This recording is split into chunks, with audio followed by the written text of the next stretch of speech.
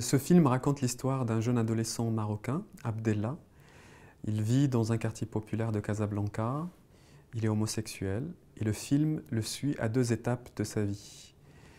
Quand il est jeune et qu'il a 15 ans et 10 ans plus tard quand il arrive à Genève.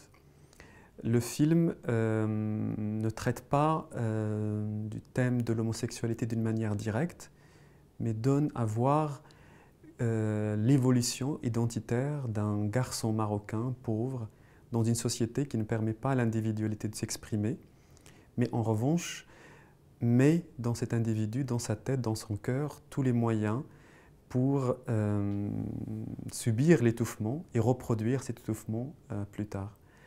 Le film a été produit en 2012, il sort en ce moment à Paris et le héros s'appelle Abdellah comme moi.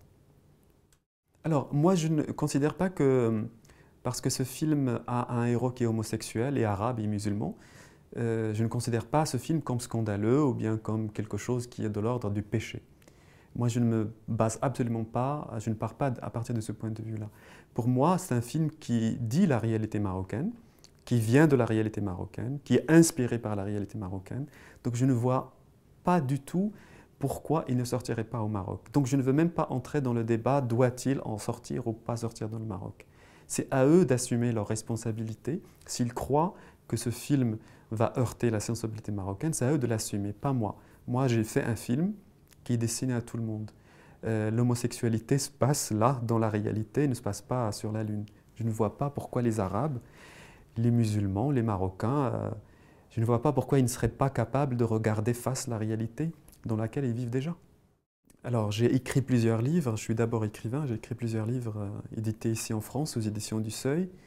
Mais mon plus grand rêve, la direction de ma vie depuis le départ, c'est le cinéma. Depuis que je suis tout petit, j'ai toujours été fasciné, obsédé dans le rêve sérieux et naïf des images et des cinémas. Et j'ai décidé il y a très très longtemps de devenir réalisateur. Ça m'a pris beaucoup de temps pour y arriver. Mais le cinéma n'est jamais sorti, ni de ma tête, ni de mon corps, ni de mes livres. Tous mes livres ont été écrits dans une grande influence du cinéma. Tous les Arabes ont vécu, ils vivent dans l'amour du cinéma égyptien. Donc on a été élevés avec tout ça. Et pour moi, le cinéma égyptien est extrêmement important pour moi dans tout ce que je fais dans ma vie. Parce que le cinéma égyptien a été là, à un moment donné, ou parce qu'on était pauvre, parce qu'on était abandonné par le pouvoir, parce qu'il n'y avait rien de l'ordre de la culture autour de nous. Il n'y avait que ces films égyptiens qui passaient à la télévision. Donc on s'accrochait à ça, pas forcément d'une manière intellectuelle, mais parce que ça nous paraissait beau, ça nous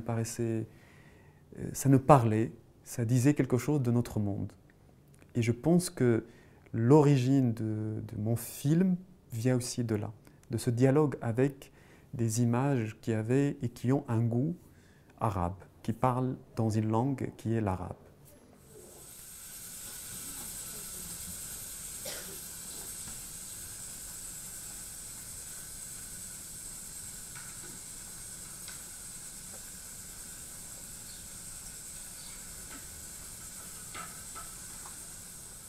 Je pense que le vrai courage, c'était quand j'étais petit. Pas maintenant. Maintenant, j'ai fait des livres, j'ai fait ce film. Voilà, je peux fanfaronner. Le vrai courage, c'est quand on est petit, qu'il n'y a personne. Et surtout là-bas, où ils ont énormément de pouvoir sur vous. Le vrai courage, c'était à ce moment-là. Pas maintenant, je suis à Paris, je suis dans l'Institut du monde arabe.